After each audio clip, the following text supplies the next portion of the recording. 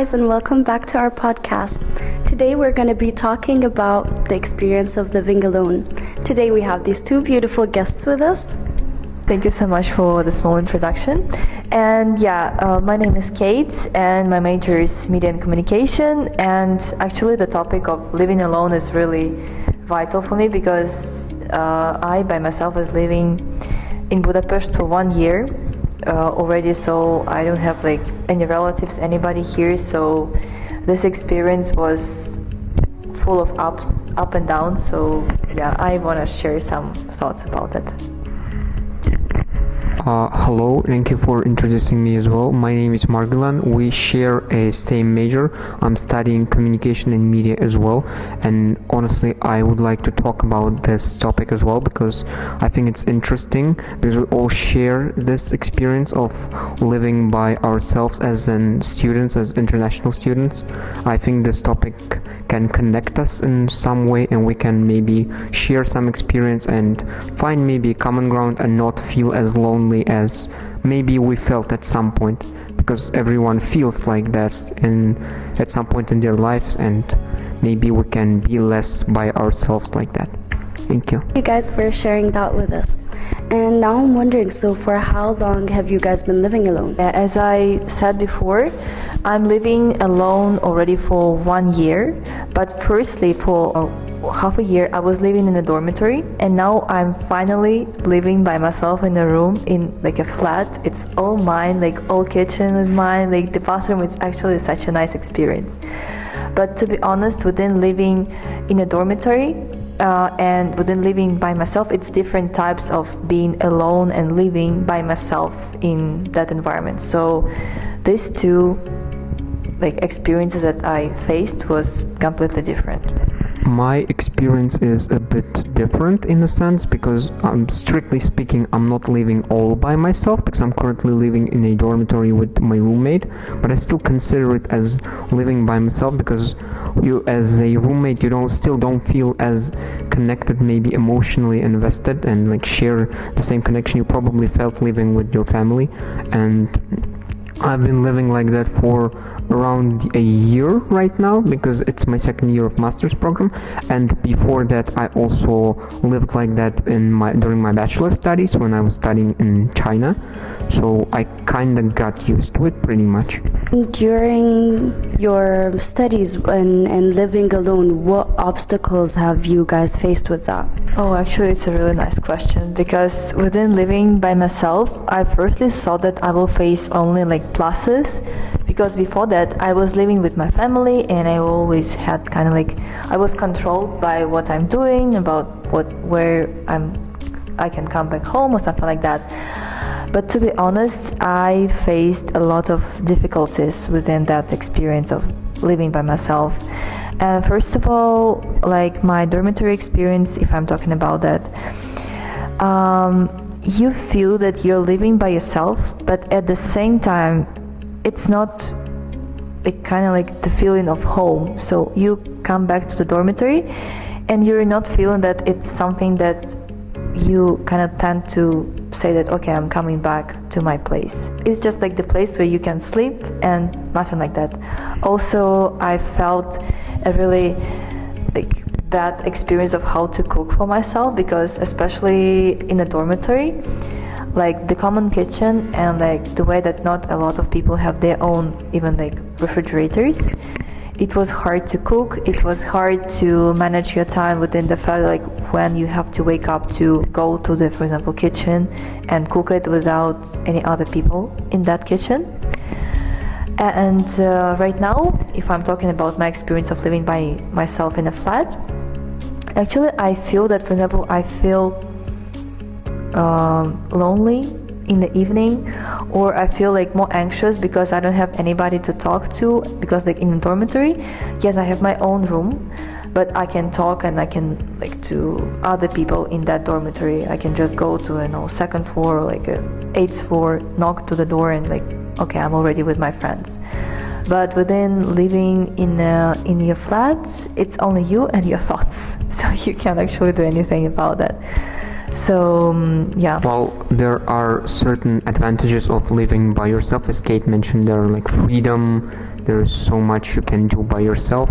One of the obstacles I faced when I was living by myself was it's kind of anxiety inducing, I believe, because while living by yourself, you're still, strictly speaking, you're not living by yourself, you're living with yourself. You're still not entirely alone.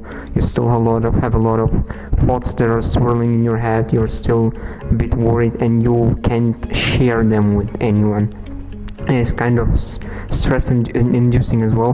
One of the other obstacles, I think, is if you're not responsible, it will be much harder for you to adjust living by yourself, because when living by yourself, you have to think for yourself, you have to manage your own time, you have to manage what you eat, especially if you're like manage your own health. It's much easier to get sick or have something to happen to you if you're living by yourself. No one is watching you.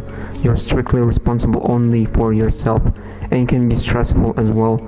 And in general, it can be boring, if we're speaking clearly, because you have to entertain yourself.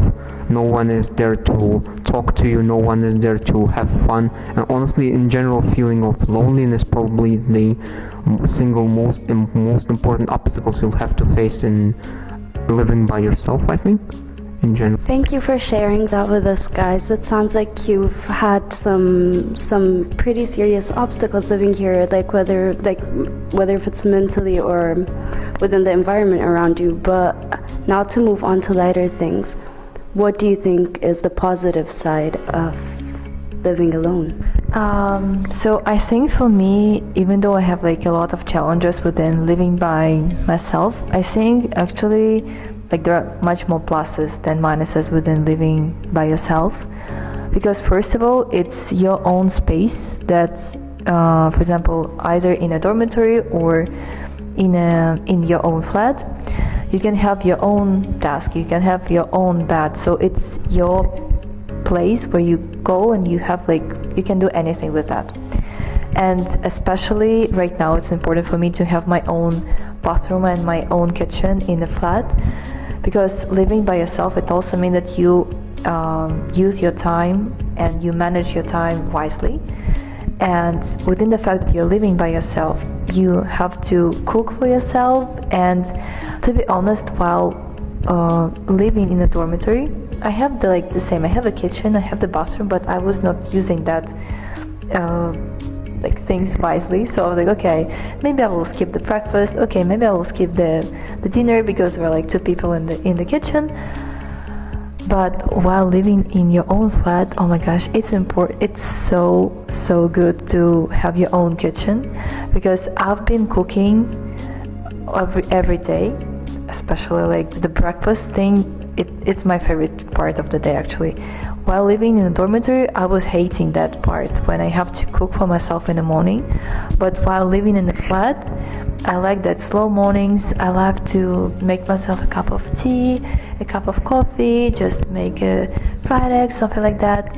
So I feel that living by yourself or living in your own flat is much easier than to live in a dormitory. Just it's my opinion.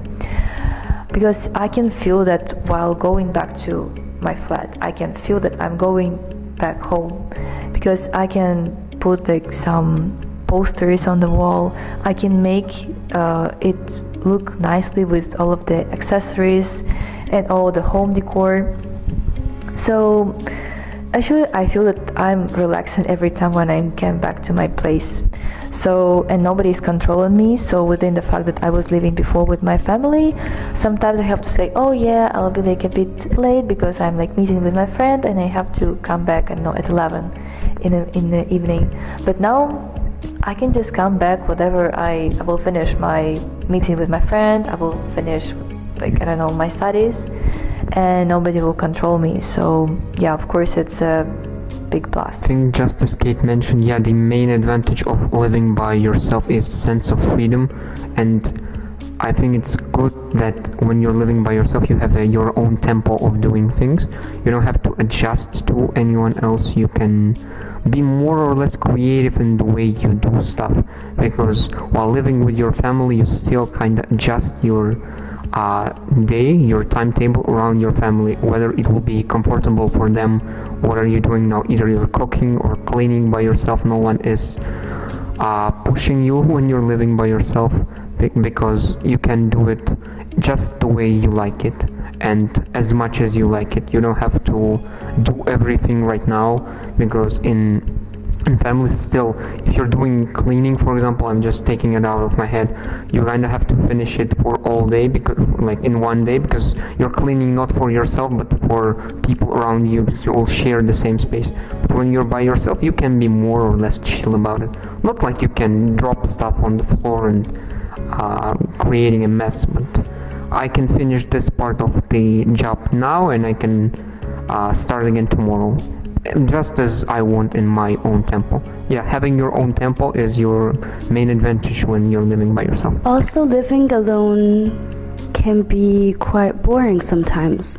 What do you guys do to cope with that? Oh, actually, I wanted to tell more about this topic, because the topic of boredom is quite challenging right now, especially when you live by yourself in the evening. I was like thinking about, okay, what I can do, what I can watch, but within the fact that it's not the same as I was living in a dormitory, my flat is kind of like a big advantage for me, because I'm living in a flat that was before used by a person who was living there like all the time.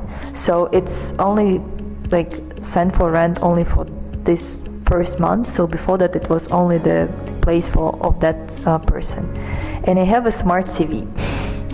So I have a YouTube, I have Netflix, and for instance, like within that type of activity, I can do it whatever I want, because it's connected to the Wi-Fi, and I can do, like, I can watch any movie I want. I can just enjoy my time, like within chilling on a bed with YouTube. But sometimes, of course, if I want to make it like more intellectual, I'm thinking about maybe just, FaceTiming with my family, or just talking with my friend about maybe assignments, because especially when you live by yourself, you need that kind of feeling that you're not every time by yourself. You're just living by yourself, but you have like your family that you love you, that is like far away from here, but they're still there, they're waiting for you. You have friends. So actually I was FaceTiming my family and my friends a lot when I just came to my own place, because before that, while living in a dormitory, again, like I will say, I was mostly talking in person with the people around me. So it was not FaceTiming. I was mostly just calling my family without video. But within living by myself, I just cope with the boredom within the fact that I'm just FaceTiming like the people whom I really like. So yeah. I think boredom comes more from yourself, because living by yourself can be quite boring from time to time, but in my opinion, honestly, I heard this one good phrase: if you have something to think about, you will never be truly bored. So having something to think is already, I think, a cure for boredom. But in general, I think if you still are not interested in stuff, whenever you would be living like in a crowd of people or by yourself, you'll still feel bored. There are easy things to get you out of boredom, I think, like YouTube, books, movies and stuff like that. But I think this being in harmony with yourself, feeling more connected to yourself and understanding what you want is the way to deal with boredom, I think. It's not that boring when you know what you truly want and you're going for it. Thank you so much, you guys, for sharing your stories with us. It was interesting to hear. And thank you so much for watching this episode. Please stay tuned for our next episode.